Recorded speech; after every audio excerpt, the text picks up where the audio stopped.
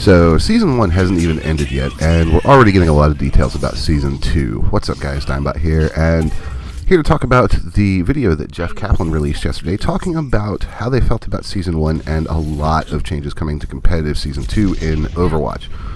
So first up on the chopping block is actually the old skill rating system.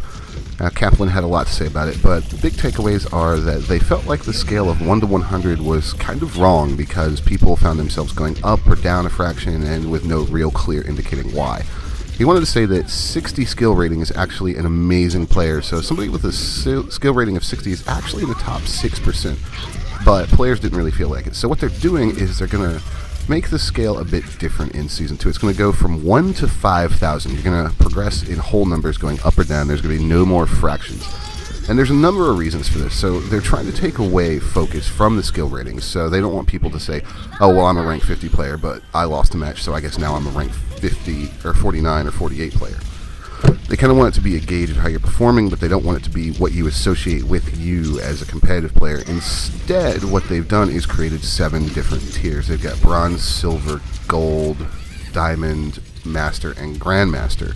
And these tiers are going to cover about 500 skill ratings apiece right now. So he gave the example of Gold is going to go from 2,000 to 2,499. And they want people to say, oh, I'm a Gold tier player. Now, in addition to this, once you reach a certain tier, you're not going to be able to drop out. So if you're Grandmaster, Master, or Diamond, you're not going to be able to drop out of that tier. You will at least remain in that tier, even if your skill rating goes below that threshold. So this is tied towards season rewards, but it's also kind of to make it feel better for players. And end-of-season rewards are going to be based on the highest tier that you reached. Now, speaking of rewards, they've changed the way that works. We'll get to that in a minute, but keep in mind right now that they have changed the competition points. So you get more. They have been multiplied by 10. Any that you have banked right now will be multiplied by 10, but they've also upped golden gun skin costs by 10. Now, there's reasons for all this. It's not just them arbitrarily upping the numbers. So I think this is kind of a good thing. Competitive play, it was really hard to tell why you were being rated the way you were. I would still like to see a little more transparency, see if the system actually helps out support players, because I still kind of feel like, you know, a really good Lucia or something, you don't get as much rank because you're not getting the kills, and the system seems to prioritize kills, but we'll see what they do with that. Now, a couple changes that are really going to excite people. The coin toss is going away. Players hated it, and looking at the feedback, Blizzard said that that had been made quite clear, and they didn't like coin toss. So basically, sudden death is just going away. Control maps aren't going to change, so there's always going to be a winner there. Those are the best out of 5, so those aren't going to change. Let's jump over to Assault. So let's say Hanamura or Volskaya. Now, they're going to stay on the time bank system with some tweaks. So after the initial first round capture of point A, you're always going to be given a bonus 30 seconds. That's there, Kaplan said, to kind of alleviate those really awkward times where a map or a point is captured in overtime and then the map ends without you having a shot at the second point. Now, 30 seconds is not a lot of time, but he did say, you know, based on some of the times that have been posted, a hyper-aggressive team could probably do it, and they are tuning capture times based on what they've seen out of the players to make it more aggressive. Now, on the flip side of that, you're not going to get that bonus 2 minutes you used to get if you finished. You know, if you were under 2 minutes, you got an actual 2 minutes to start the next round. You're actually only going to get 1 minute, so they're kind of doing away with that. This is all kind of keeping in that whole aggression theme. Now, they're trying to make bonus time as fair as possible, so that actually means that if one team gets time because they didn't finish in the other team, the other team's also going to get some time. They're just trying to make it a little bit more fair. So the time bank system is still here in Assault. They're just tweaking it a little bit. I'm sure that they're not going to be adverse to tweaking it down the line. If we've seen one thing, it's that Blizzard really is on top of the balance changes with this game. They're not afraid to experiment. Now, Nimbani and King's Row, plus the full payload maps, they're also getting the time bank system. So if you push the payload to the end and you have 3 minutes, you're going to be able to see how far you can push in another round.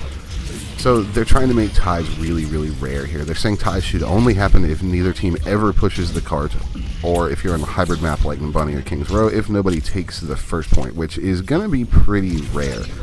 It is going to be able to end in ties occasionally, but they're actually putting in a system for that, because while they said that, you know, they felt that ties aren't really that satisfying, they thought sudden death was even less satisfying, and I think that's completely justifiable.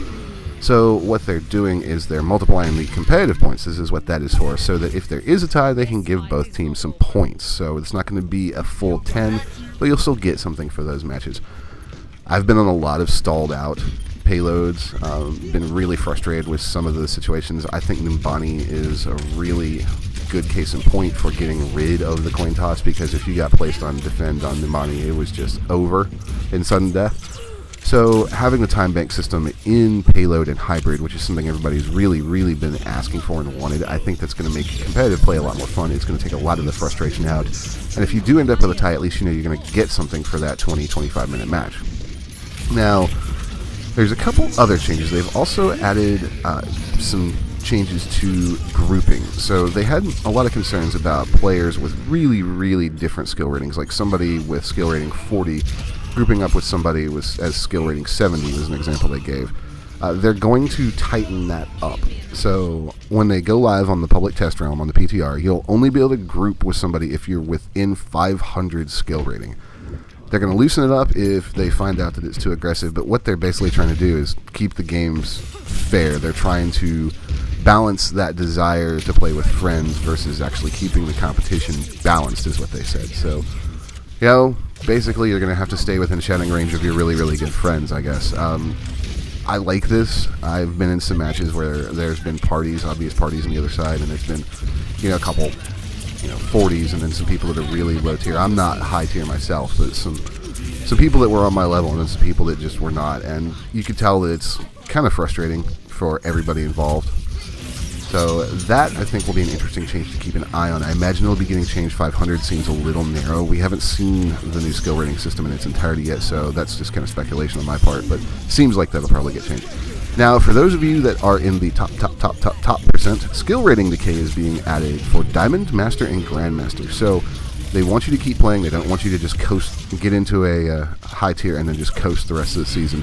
So if you don't play a competitive match for 7 days, you'll lose 50 skill rating every 24 hours. Now, it has a floor. You can't drop out of Diamond, but you can go all the way to the bottom of Diamond. And like I said, this is to encourage the top players to continue playing and to basically earn their spots. They want the top players to be active. Also, there's a little bit of change coming to the top 500 players. You have to have 50 matches. Kaplan said that this is so that they don't have a top 500 player who basically just got really lucky with their placement matches and got into the top 500.